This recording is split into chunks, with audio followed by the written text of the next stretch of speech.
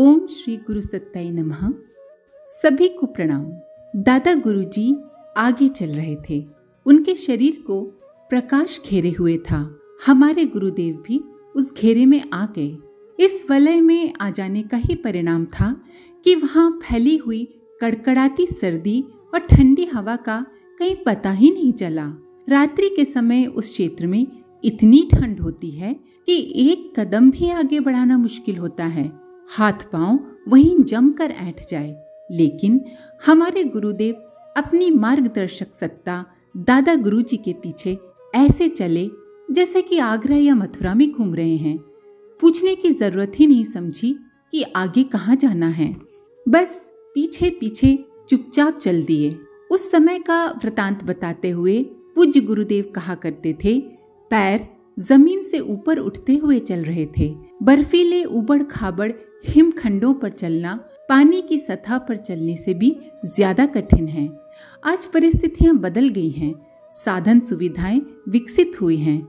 शायद उन रास्तों को आसानी से पार किया जा सके, लेकिन जरूरी नहीं है कि वे साधन वहां काम दे जाएं। वहां पहले पहुंचना भी तो पड़ेगा और पहुंचना आसान नहीं है। गुफा से निकलकर हमारे गुरुदेव अपनी मार्गदर्शक सत्ता के पीछे अधर में चल रहे थे। पांव जमीन की सतह से 1.5-2 फुट ऊपर थे।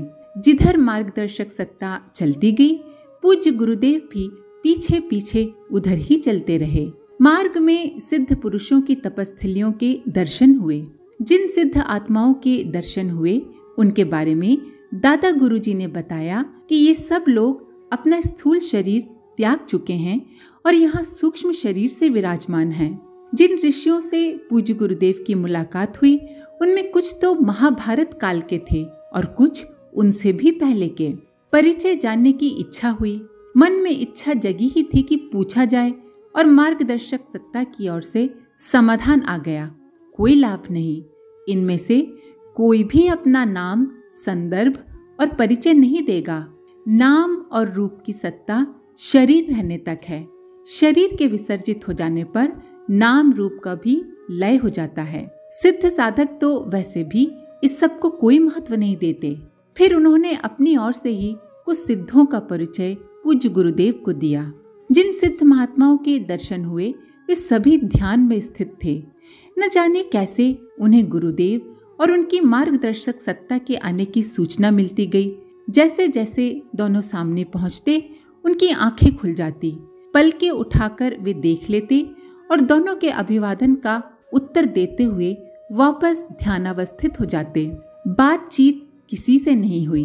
जिन सिद्ध आत्माओं के दर्शन हुए उनमें गर्ग मुनि, ऋषि धौम्य, गोविंद पाद, संत पुंडलीक, बाबा नरहरिदास, जीवानंद, सिद्धेश्वर गिरी, पवहारी और स्वामी कृष्णानंद प्रमुख थे।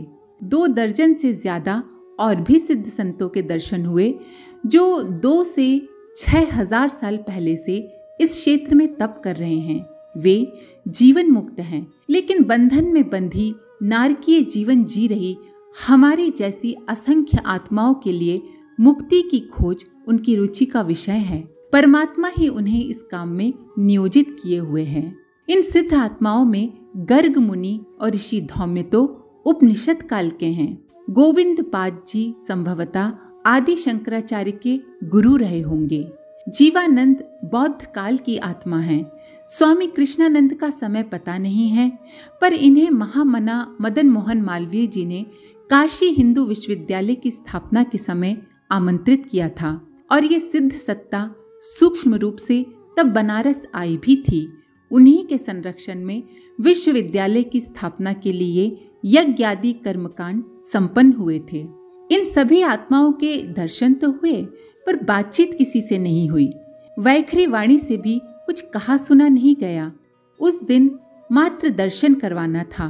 पूज्य गुरुदेव कहा करते थे कि उन सूक्ष्म शरीरधारी आत्माओं के लिए तो ये परिचय भी आवश्यक नहीं था। स्थूल शरीरधारी तो मैं था। परिचय की जरूरत मुझे थी और वो जरूरत पूरी हुई। सूक्ष्म शरीर बहुत समर्थ है, लेकिन उसकी अपनी सीमाएं हैं। उससे अंतः प्रेरणा जगाई जा सकती है। शक्ति का संचार भी हो सकता है, लेकिन लोगों से प्रत्यक्ष संपर्क करना हो और गतिविधियों की धारा प्रवाहित करना हो तो ये काम स्थूल शरीर के बिना नहीं किया जा सकता। दिव्य सत्ताएं इसीलिए देहधारियों को अपना वाहन या माध्यम चुनती हैं। दादा गुरुजी इन सिद्ध आत्माओं के दर्शन इसी उद्देश्य से करा रहे थे और गुरुदेव को बताते भी जाते थे। यात्रा पूरी हुई तो वे उसी गुफा तक वापस आए जहां हमारे गुरुदेव को ठहराया गया था। उन्हें वहीं छोड़कर दादा गुरुदेव अंतर्ध्यान हो गए। सुबह हुई। नंदनवन के सिद्ध क्षेत्र में आज तीसरा दिन था। दिव्य सत्ताओं के दर्शन प्रणाम की स्मृति ताजा थी, जैसे अभी अभी उनसे मिलके आ रहे हों। पर्वत शिखरों को चमकाती हुई धूप जैसे ही पूरे क्षेत्र में फैली लगा, चारों ओर सूर्य देवता ने अपनी सखी किरणों को भेज दिया हो और एक अद्भुत लोक की सृष्टि हो गई। पिछली स्मृतियों में डूबते उतरते हमारे गुरुदेव चारों ओर हो रहे किरणों के नृत्य को देखते रहे। एक जगह खड़े खड़े बर्फ और उन पर फैलती किरणें इस तरह चकाचौंध उत्पन्न करती थीं जैसे कि मानो वे सचमुच नाच रही हों। इस कौतुक से गुरुदेव का ध्यान हटा तो देखा सामने उनके गुरुदेव यानी कि दादा गुरुजी खड़े हैं। इस बार दादा गुरुजी हाड़ मांस से बने शरीर के रूप में थे। पिछली रात उन्होंने जैसा वायवीय शरीर धारण कर रखा था वैसा शरीर आज सुबह नहीं था। पूजा कक्ष में प्रकाश पुंज को घनीभूत करते हुए उन्होंने जैसा स्थूल शरीर रच लिया था उसी तरह इस बार प्रकट हुए थे। थोड़े निकट आए, सिर पर हाथ रखा। हाथ रखते ही चेतना में संवाद और संप्रेषण शुरू हो गया। इनमें से कई बातें जैसे कि पिछले जन्मों की स्मृति, उनसे अवगत होने की पुष्टि, फिर गायत्री महामंत्र के 24 महापुरुष चरण संपन्न करने और बीच बीच में स्वाधीनता संग्राम में भाग लेने का निर्देश। महापुरुष चरण संपन्न होने पर पूर्णाहुति स्वरूप 24 लाख आहुतियों वाला सहस्त्र कुंडीय गायत्री महायज्ञ पूजा कक्ष में साक्षात्कार के समय बता दिया गया था। इसके अलावा दादा गुरुजी ने पूज्य गुरुदेव को और जो कुछ बताया वो इस प्रकार था। स्वतंत्रता आंदोलन से थोड़ा उपराम होने के बाद स्वाध्याय, सत्संग और साहित्य का लेखन संगठन का केंद्र मथुरा में बने। महापुरुष चरणों की पूर्णाहुति भी वहीं।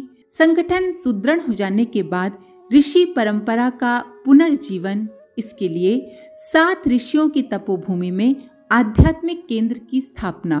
पूज्य गुरुदेव के मन में और भी बातें उठ रही थीं, जैसे हिमालय की गुफाओं में सिद्ध पुरुष रहते हैं, उनके दर्शन मात्र से ही सिद्धियां मिल जाने की बात सुनी थी, पर यहाँ आने पर तो वैसा कुछ नहीं हुआ। मन में बात उठी ही थी कि दादा गुरुजी के मुखमंडल पर मुस्कान की एक रेखा उभरी। लगा वे कह रहे हैं कि सिद्ध पुरुषों के दर्शन से विभूतिवान बनने की क्या पड़ी है। ऋषि आत्माओं के दर्शन और हमारे संरक्षण से काम नहीं चलेगा क्या? यहाँ बुलाने का कोई खास प्रयोजन समझ नहीं आने की बात भी मन में आई, लेकिन ये बात मन में पूरी तरह उठे इससे पहले ही समाधान हो गया। सिद्ध भूमि का दर्शन, स्वयं के इसी परिवार का सदस्य होने का बोध और आगे संसार के प्रलोभनों से विचलित न होने का दृढ़ आधार मिल जाना, ये उपलब्धियां अपने आप में अति विशिष्ट प्रयोजन हैं। दादा गुरुजी के हाथ वरद मुद्रा में उठे और निर्देश हुआ, इस बार की यात्रा पूरी हुई, आगे भी आते रहना है। यहाँ से संकेत पहुँचेंगे और आने का प्रबंध अपने आप हो जाएगा। अपनी ओर से आने का प्रयत्न नहीं करना है और ना ही ललक दिखानी है। अगला निर्देश वापस जाने का था। इस निर्देश के तत्क्षण बाद दादा गुरुजी अदृश्य हो गए। पास ही एक तपस्वी खड़े थे। उन्होंने अपने साथ आने के लिए संकेत किया और कुछ ही घंटों में गोमुख तक पहुंचा गए।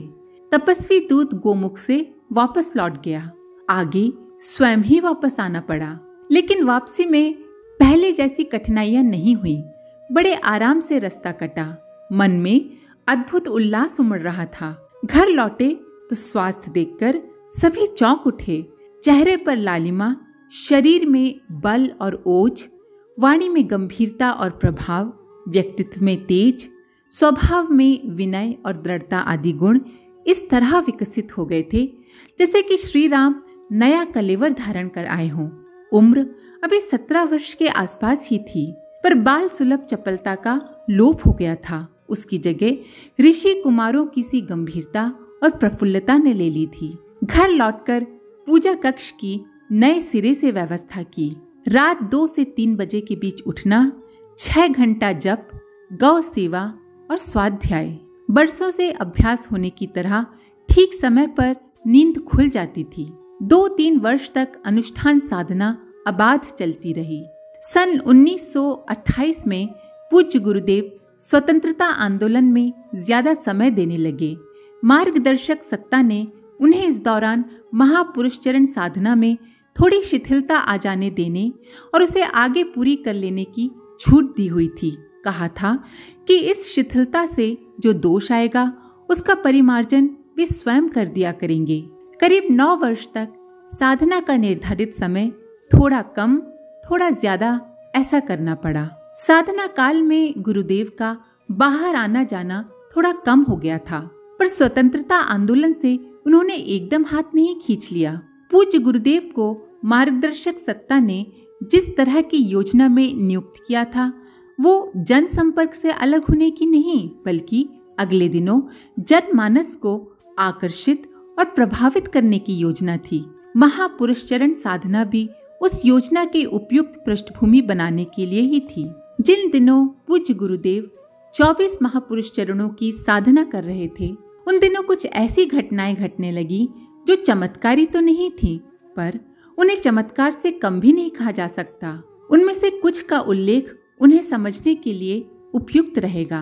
सन 1942 में भारत छोड़ो आंदोलन छिड़ा तो देशव्यापी धरपकड़ हुई। पूज्य गुरुदेव सपरिवार मथुरा आ चुके थे। भारत छोड़ो आंदोलन में शामिल कार्यकर्ताओं के प्रति उनके मन में पूरा समर्थन था, परोक्ष भागीदारी भी थी, लेकिन वे पहले की तरह सक्रिय नहीं थे। आंदोलनकारियों की धरपकड़ शुरू हुई तो पुलिस ने पूज्य गुरुदेव को भी टटोला। पुराने रिकॉर्ड के आधार पर वे हिट लिस्ट में थे। पुराने रिकॉर्ड के आधार पर वे हिट लिस्ट में तो थे ही। जिला प्रशासन की आज्ञा पाकर पुलिस उनके घर पहुंच गई। गिरफ्तारी के लिए सुबह 3 बजे का समय चुना गया। पुलिस टीम लेकर जो अधिकारी गया, उसने दरवाजा खटखटाया। दरवाजा खुला तो देखा सामने एक दिव्य मूर्ति खड़ी हुई है। कद में वो पुलिस अफसर से 2 हाथ ऊंची थी। भगवा कोपीन बांध रखी थी, बस बाकी पूरा शरीर खुला था। उस आकृति को देखकर अफसर पीछे हट गया। आकृति गायब हो गई। पुलिस अफसर भीतर घुसा। सामने वाली कोठरी में दीपक जल रहा था। गुरुदेव बैठे उपासना कर रहे थे। पुलिस अफसर ने देखा कोठरी के दरवाजे पर फिर वही आकृति खड़ी है। आगे बढ़ने का उसका साहस ही नहीं हुआ। वो वापस लौट आया। तय किया कि दिन में गिरफ्तार करेंगे। सुबह होने पर वही टीम पूज्य गुरुदेव के घर गई। देखा जिस कमरे में वे बैठे लिख रहे थे, वहां तखत के पीछे एक दिगंबर संत की तस्वीर लगी हुई थी। पुलिस अफसर तस्वीर देखकर चौंका। वो अपने आने का प्रयोजन भूल गया और सहसा पूछ बैठा, ये किन की तस्वीर है? पूज्य गुरुदेव ने कहा, हमारे गुरुदेव की, हिमालय में रहते हैं। अब तो पुलिस अफसर का मुंह देखने लायक था।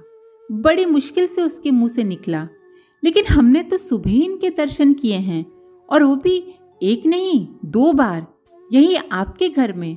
और फिर पूरी घटना बताई। पूज्य गुरुदेव ने कहा, जरूर किए होंगे, ये हमारे संरक्षक भी हैं। आपको आया देख पहुंच गए होंगे। उन्हें हमारी पूजा बिना किसी बाधा के पूरी कराने की चिंता रहती है। इस स्पष्टीकरण के बाद पुलिस अधिकारी इतना प्रभावित हुआ कि जब तक मथुरा में रहा, गुरुदेव के घर की तरफ मुंह भी नहीं किया। ऊपर से पूज्य गुरुदेव की गिरफ्तारी के आदेश आते तो वो ये लिख के वापस भेज देता कि आरोपी मौके पर मिला नहीं या दिए पते पर रहता ही नहीं है, तलाश की जा रही है। आज के लिए इतना ही। अपने विचार कमेंट बॉक्स में जरूर लिखें। आप सभी का धन्यवाद। ओम शांति। हमारे YouTube चैनल को सब्सक्राइब करें और बेल आइकन को दबाकर ऑल पर क्लिक करें ताकि आने वाले सभी वीडियोस की नोटिफिकेशन आपको मिलती रहे।